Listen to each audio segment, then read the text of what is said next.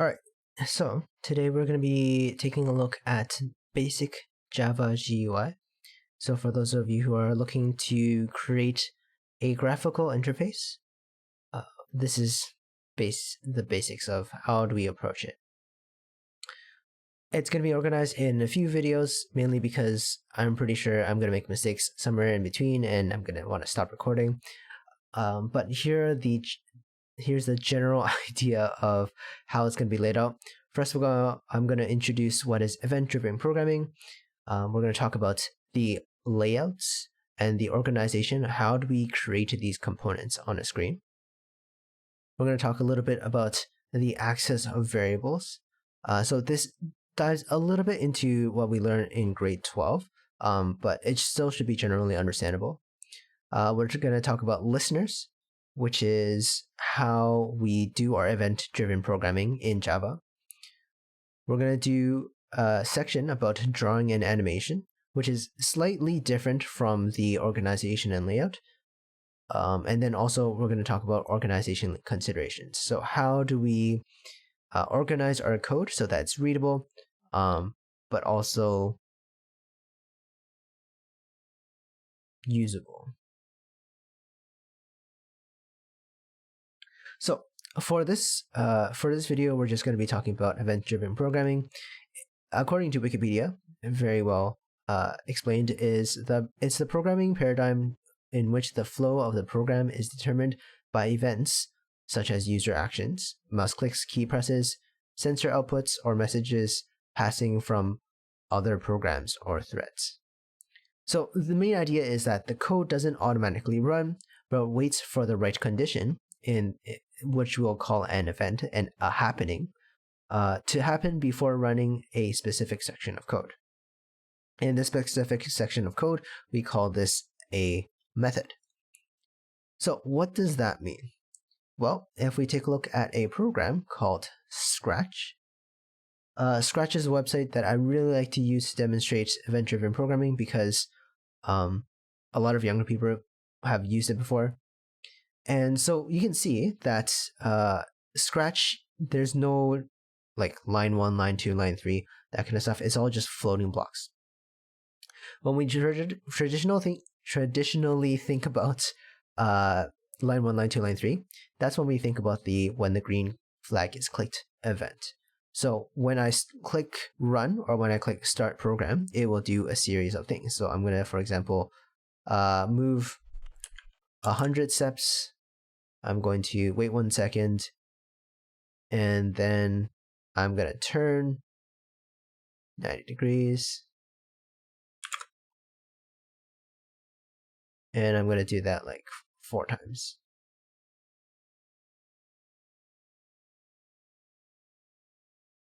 So whenever I click the green flag, whenever I run the program, it will run this code.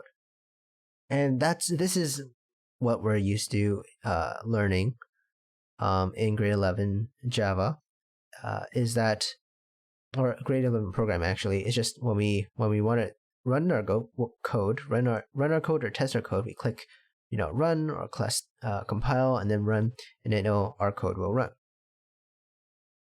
Now, event-driven programming is such that it's not that we're clicking the green flag, but the program is constantly running and it's listening, it's waiting for something to happen.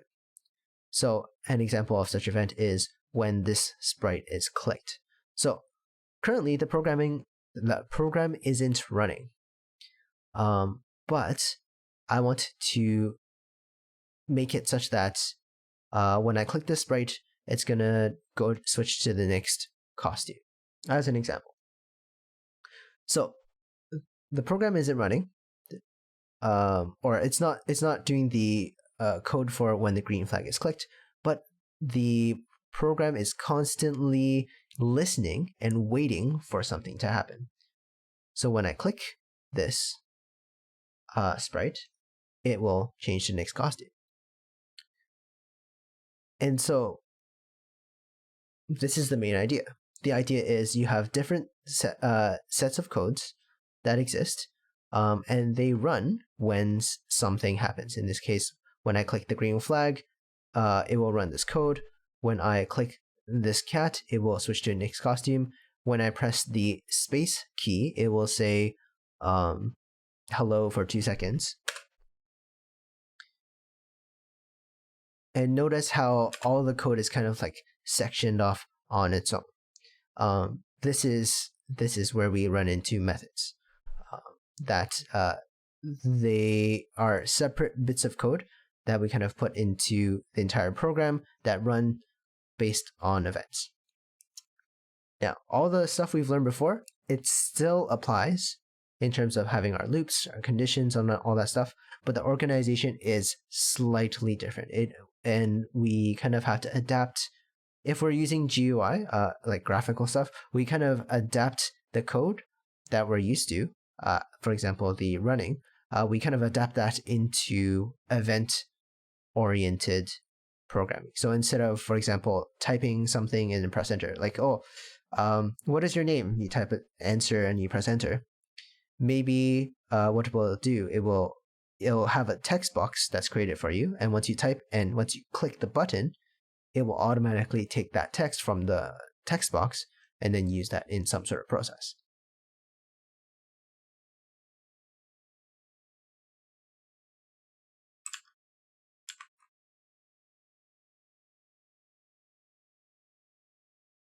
So this website, you can just go try it out. Most people create code under when the green flag is clicked. That's what we have been using, basically, public static void main, that method. And however, we can make the code run when we click the sprite or when we press a key.